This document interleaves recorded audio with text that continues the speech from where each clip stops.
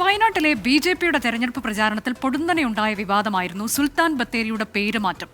ഗണപതി വട്ടം എന്ന പേരിലേക്ക് ബത്തേരിയെ മാറ്റുമെന്ന പ്രഖ്യാപനത്തിൽ നിന്ന് പിന്നീട് ബി.ജെ.പി തലയൂരുന്ന കാഴ്ചയാണ് കണ്ടത്.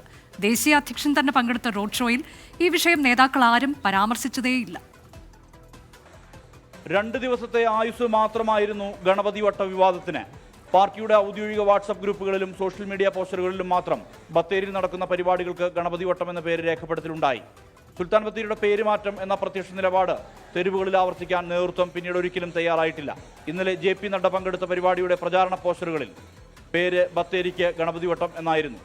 റോഡ് ഷോയിലേക്ക് എത്തിയപ്പോൾ ഈ വിഷയമേ പ്രതിപാദിക്കാൻ JP നഡ്ഡയോ സ്ഥാനാർത്ഥി K സുരേന്ദ്രനോ മറ്റു നേതാക്കളോ തയ്യാറായില്ല. രാഹുൽ ഗാന്ധിയെയും ഇന്ത്യ മുന്നണിയെയും CPIM-നെയും കടന്നാക്രമിച്ചായിരുന്നു നഡ്ഡയുടെ പ്രസംഗം.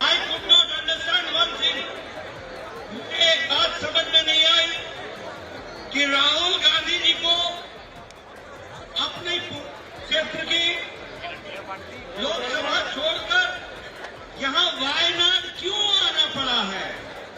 ബത്തേരിയുടെ പേരുമാറ്റ വിവാദം വോട്ടാകുമോ എന്ന കാര്യത്തിൽ സംശയമുണ്ട് നേതൃത്വത്തിന്.